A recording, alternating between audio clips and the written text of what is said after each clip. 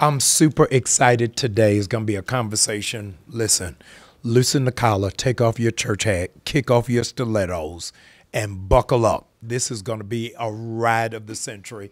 I've got my sister here, Jessie Woo, is here, and we're going to talk about absolutely everything. Ooh. No holds barred. Well, we're going to have to hold back some bars. Yeah.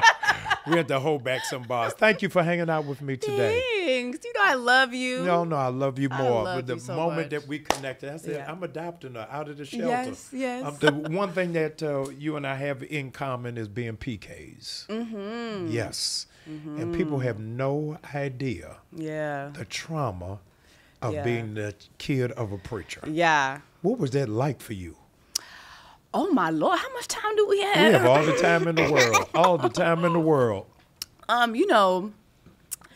My father's side of the family. Yes. There's a long line of preachers there. So my grandmother, Joyeuse Juste, she had a huge Haitian Kojic ministry in the 80s and the 90s in Montreal, Canada. So I'm Haitian. Yes. I was born in Montreal, Canada, which a lot of Haitians go to because it's French speaking. Yes. So anyway, she had a huge ministry, and my father was her last child, and he was the only child out of all the children who was born outside of her marriage. Okay. So he was already a little outcasted a little bit. Yes. But he was the one who had the gift. My father, as gifted as he is and was, he would preach Sunday morning, and Sunday night he was selling crack, and he was doing crack, and he was pimping. No way. Yeah, like I didn't even know that. Oh, I've never This was shared not that. even a setup conversation. No, I promise you, I didn't know that. I don't think I ever shared that with you, but yeah, my daddy was selling cocaine and draws at night. Did he get caught? Multiple times. He did time. Oh yeah, multiple times. Like my dad was well known for in the streets of Montreal, and I even vaguely have like vague memories as a kid. I remember one time being at my grandma's house and seeing my dad on the news, just arrested. Right. And so yeah, it just was a lot. In our culture, in Haitian culture, you marry, you don't get divorced. Right. And like in Kojic, like you marry forever. You don't get divorced. Right. Like that, there's no divorce. And so her thing was, you know what, let's go to Miami, let's leave Canada, let's go to another environment where you won't have to deal with this. And he was like, yeah, okay, let's leave. We're going to leave. And when it was time to leave, he wouldn't leave. But my mama was gone. Wow. She was like, yeah, I'm not staying here. And so that's how we ended up leaving and going to Miami. And so I didn't grow up with my dad constantly in my life. I actually went 10 years without knowing where my dad was.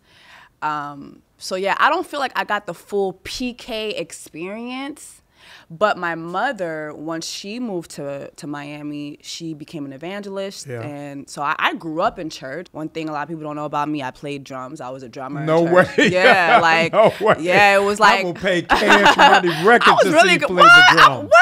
I promise you I would. Oh, you trying to say that like I wasn't good? No, and I was on I just beat. can't picture it. Oh, okay. I trust your gift. No, literally, like I was always like, I played by sound and I played by watching, even like piano and all that. Like I would play by sound and watching people.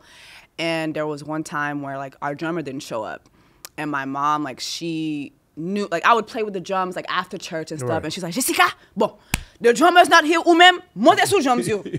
And like next thing you know, I was on drums every Sunday. I was like, oh my God, no. I didn't sign up for this. I became church drummer, and then like when I was 9, I started my own kids choir. And, No way. So, yeah, I was very like involved. I grew up in church, but I really wish I did have like my dad and my mom. I feel like that would have been a beautiful experience, but it is what it is. No, everybody's road is that. My parents have been married for 54 years. Wow. My grandparents were married 62 years and 64 years on both sides. My parents built their ministry around family and marriage and have done books on marriage and how to have a sustainable marriage. And both me and my sister are divorced. Yeah, how do you feel like? Because you said 64, then 52, and then you're like, you single. Yes, neither one of us made 10. Neither one of us Wow. made 10 years of marriage. And my sister's a therapist, Dr. Jamal Bryant. Shout out to you. I wanted to ask you, you're gorgeous, you're intelligent, thank you're you. gifted. You got so much Tell on me the more. table. Listen, I can't think of nothing else. You got so much on the table. Tell me how you think your upbringing impacted your dating life. Oh Lord, how much time do we have? We got time. That's all we got. You know what? Dang, why are you asking me these questions? Because I want to know. The people want to know. Oh my gosh, why are you asking me this? So my therapist actually told me this the year before last. My therapist said I have abandonment issues. And so I think that I have a knack for going for people who don't keep their word. Ooh. My dad, so you can have that opportunity. It's summertime, you know, you have that opportunity. Right. And I remember so many times when he would say, I'm gonna come pick you up. I'm gonna come pick you up. Ma vinchasho. Nobody sorti. I'm like, okay. And I'm getting ready. I'm like, Grandma, my dad gonna come get me. And she'd be like, okay. Now, was this his mother or your mother's mother? My mother. Your mother's My mother's mother. Okay. Yeah. I had a close relationship with my mother's mother. My dad's mom, she died when I was young. Okay. So yeah, she's like, okay, he's coming to get you. Okay, sweetie. You know, I'm like, Yeah, let's see. He's coming to get me. And like, he wouldn't come. Right. And I just remember just feeling like, dang, why doesn't he want me? What is it about me that you don't want me? Like, just feeling that as a kid. And then I think growing up and then starting to go into relationships, I feel that a lot. Like, you'll say you're going to do something, you don't do it. Right. Make promises, you don't keep them. And it makes you feel very, like, unwanted. Like, why don't you want me? What is it about me that you won't fight for me? What is it about me that you won't commit to me? My father never committed to me. Wow. And then I think being the oldest, I have 3 younger siblings, and I was always expected to do a lot. I feel like I was a mom at a very young age, but I didn't get the mothering. It was always, Jess, I need you to do this. Jess, I need you to do that. I gotta go to work, so I need to sleep. So can you make sure the kids have this? Can you make sure the kids have that? Can you go pick up your brother? Can you pick up your sister? And it's like, I didn't get that. Nobody really provided that for me. I never felt a closeness with my mother. I feel like my mom was always just trying to get by, trying to make things work.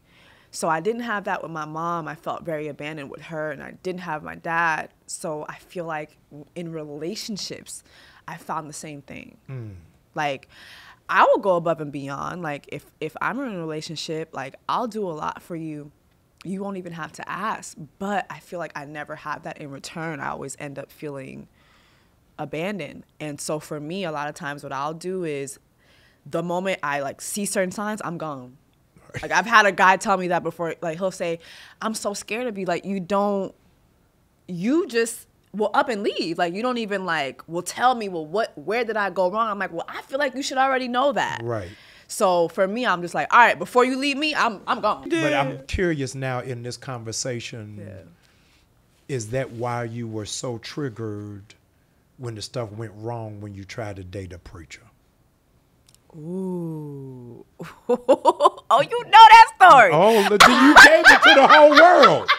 You gave it to the whole world. Oh, you know that story. Yes. Oh, my God. Yeah, so I took that as this wasn't just a random person who you encountered and dated, but it had layers. Oh, there were layers. Based off of there were layers. What your experience was and then bringing that to bear.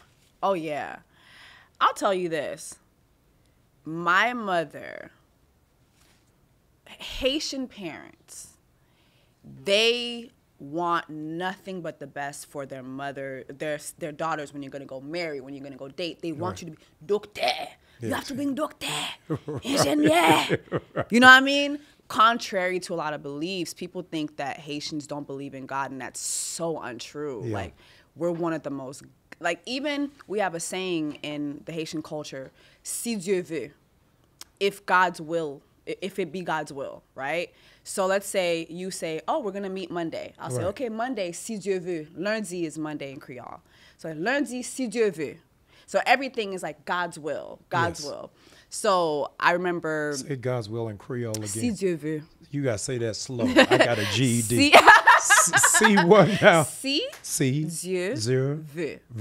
Si Dieu veut. Si Dieu veut. I got it. God's will. God's will. If you going to hear me say God's that will, again. Yeah. Yes. So you'll say, we're going to meet up on Monday, but Monday, si Dieu veut. One thing about me, I always have questions. Yes. And I try not to be interrogative, but I can be an interrogator. And that's something I'm trying to, No, it's better for you to ask questions. It is, but because I think, otherwise you're going to be left with the answer later on. Exactly. So ask all of the questions. This is for everybody listening. No. Never be afraid of questions. Exactly. Ask them. Exactly. But I think for me, there's a softer way to do it, though. Okay. Because I can be very thick. Like, I could be like that. I don't know if it's a Haitian thing, but I can be thick, So I try to soften up. When we had become, like, romantic, I did start asking more questions. Because he wasn't pastoring anymore. He wasn't getting placements like in acting, and acting is not something that pays you a lot of money initially. Right. And so I'm seeing you with a fleet of cars. You got a Range Rover. You got the Wraith with the stars in the sky. You know what I'm saying? You got the, like you got the Bentley. You got the, the Rolls Royce. You got the BMW. So I'm asking questions now. Why you got a fleet of cars, and when I come to your house, you ain't got no food like in the fridge? Yikes. Or you're not eating unless you buy it. Uber Eats. I got the whole thing. Okay. Yes. So I was like, And then I remember him saying to me, I don't want to be a preacher anymore. I left that behind because they thought that I was doing all this stuff that I wasn't doing, but I need $10,000 and I'm getting asked to preach at a convention or something like that, preachers conference, and they want to pay me $10,000. I was like, well, go ahead and do it. But I don't want to do it because I don't know if I want to go back into that world. And I was like, well, don't do it. But I need the money. And I was like, is this man trying to ask me for $10,000? No.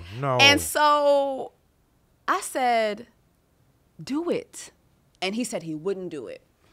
I looked up on my socials one day, and it was the date that he said that the conference was. He said he wouldn't do it. Right. And I guess we had mutuals, and somebody posted him at the conference.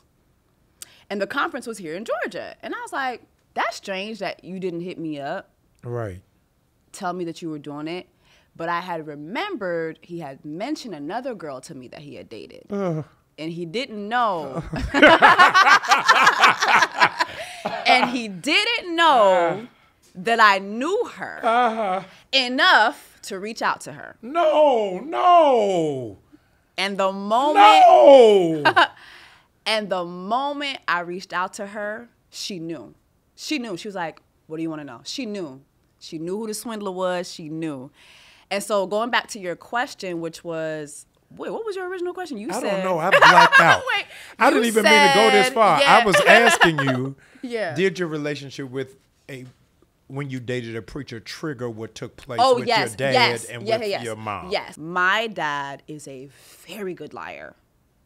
Very charismatic, will look you dead in your eye and tell you a lie from the pits of hell. Is your dad living? Yeah, he's living. Oh, yeah. You know he's listening to this. I know. Oh, he know who he is. Okay. My daddy know he ain't bleepity bleep. Like, he knows. Like. But have you healed from what happened? No. You have not? No. And the reason why I asked that is 83%, Jessie, 83% of adult preachers' kids don't go to church. I definitely be going to Bedside Baptist. Yes. I come here sometimes. Yes, in the spirit. In the spirit. Well, you got to ask God, are you there? What is happening? Of course, all the time. Yes. How do you, with that upbringing that's in you, how are you able to maintain that relationship with God? Ooh. It's an active, I feel like I make the active choice every day. Because even post my dad, you know, what I experienced with my father, what I experienced growing up in church, I actually went on to work at a mega church. I worked at a church. I worked at a church called Potential Church for 3 years. First, it was Flamingo Road Church. But what were you doing there? So I was the children's ministry leader. No way. Yeah. I need a youth pastor. Really? Yeah, come on And kids over. love me. Like, I bet it. Come on kids over. You're going to explode You the do? youth program. Come on over. Well, I got a problem with black people that go to white churches. Okay. And let me put it out there because you never see it in the reverse. True. You never see it in the True. reverse. And what I say to True. friends True. of mine who go to them is that they'll let black people on the praise team, let Yep. black people on security, Yep. let black people preach, but there's never a black person in the finance room. Ever. That's my issue. I stand on that. I stand on it. So I'm all for we are the world, that we one body, but there's got to be some equity on it. How do you decompress after being on Wild 'N Out? Ooh. No, what part of you do you sacrifice or say, you know what, people don't really know who I am. Yeah. They just know this segment of this persona.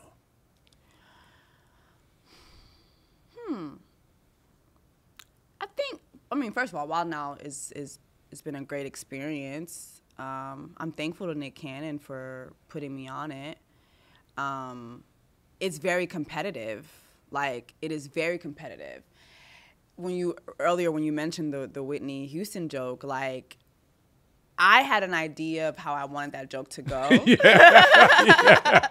You know, I just wanted to end it with the singing. Right. And I remember I ran it by one of our writers who's brilliant. And he was like, sometimes the writers will tell you how to punch up a joke. Right. Sometimes the writers will tell you how to punch up a joke. Right. So he made some suggestions. And I was like, okay. I didn't know what I was going to do until I got on the stage. I really didn't know. And I did it. And when I did it, like, I mean, the rumbling and that was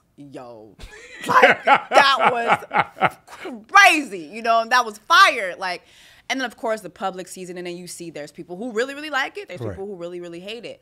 But I feel how you decompress from those experiences is I am who I am. Yeah. When you do a show like Wild 'N Out, the show is called Wild 'N Out.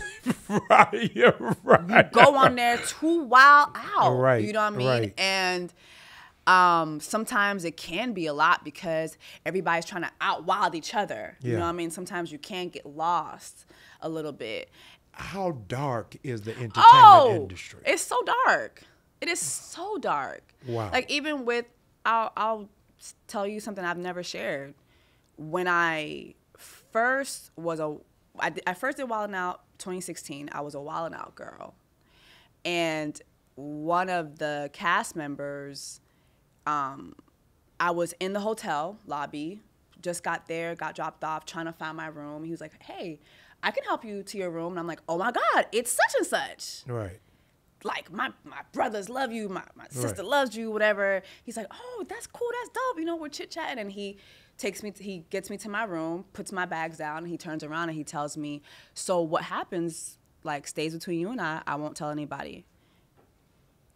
And I looked at him and I said, you need to leave now. Years later, I was talking about colorism. I had faced colorism as a Wild 'N Out girl. When I originally auditioned, I auditioned as a comedian. I didn't have the following. I didn't have, like, you know, nobody knew who I was. And the woman who was casting for Wild 'N Out girls, she was like, well, you know what? You can just be a Wild 'N Out girl. And she did it as a favor to the person who sent me in to audition. Right. And so as a Wild 'N Out girl, sometimes you get speaking roles. And I got I got 2 opportunities to speak, but each time they were taken away from me, like, as I was getting ready to do it. And that person told me, well, you know, you don't look like the other girls. You're not exotic looking. Wow. So colorism still exists in 2024. Of course. Anyway, I did an interview. That clip went viral. Nick Cannon saw it. And he comes to me. He says, I'm really sorry about your experience. I think you're talented. I want you on the show. That's how I got on the show. No way. As a comedian. The person who the show belongs to. Yes. Has a certain track record with women on the show. You know, half of his baby mamas are people who have been on the show. And so when you look at the head, things come from the head. It trickles down. So if you're known to behave like this with women who are on the show, what can I expect from other guys who are on the show? Yeah. They're going to follow suit. They feel entitled to that, right? It's still a problem. It's still an issue. Right. But can I even look at that man and look at him and say, you're dead ass. Right. I don't know what I could say, but you fine. It's like, you know, but it's like when the head has set the tone for how your behavior should be in this business. Right. And people don't understand that is all over the entertainment industry. All over. Yeah. And what I appreciate is that for males and females, again, that we're learning this year, is the strength and the internal fortitude and the value of self. Yeah. To say my talent is enough. Yeah. Yeah. That what it is that I have to offer. But sometimes, like how you said, how you decompress. I remember that night I called my friend and I just was like screaming and crying. I was like, I can't do this anymore. Wow. I can't do this anymore. I don't know if I want to do this anymore because it's like, sometimes talent isn't enough, right? Woo. I feel that whatever's for me is for me. I am convinced that no matter what, God will always provide a way for me. God will always light my path. He will always open doors for me, make room for me. I've watched God do some extraordinary things in my life. I don't come from a family who is in the business. Like, they're looking at me like, all they can do is pray for me. Like, right. You know what I mean? They have no idea. My family is a family of nurses. Like, Haitians, we're nurses, we're doctors, we're, you know, we're engineers. That's what we go do. Yes. So they're looking at me like, girl, we will not prier pour, not prier avant. We have a song in Creole. Ma prier avec, ma prier avec. So it's like, I'll pray for you. Yeah. That's all they can do. But I remember like calling my friend, like crying and screaming about it. And she was like, Jess, you don't have to do it no more. You don't have to do it anymore. Yeah. You don't have to. There's other things that you can do. And so how do I decompress? I cry. I scream. I cry to God all the time. Like, I seek God all the time. And sometimes I feel like how you said, it's like, are you there? Right. Yeah. Or like, are you there? Things in my life where I'm like, am I missing the mark? I thought I'd be here, but I'm not. I thought I'd be married, but I'm not. I thought I'd be a mom, but I'm not. You know, like, what am I doing wrong? And I think a lot of times God is telling me, you're not looking at what I've done. That's right. You're not looking at what I've done. If you look more at what I've done for you,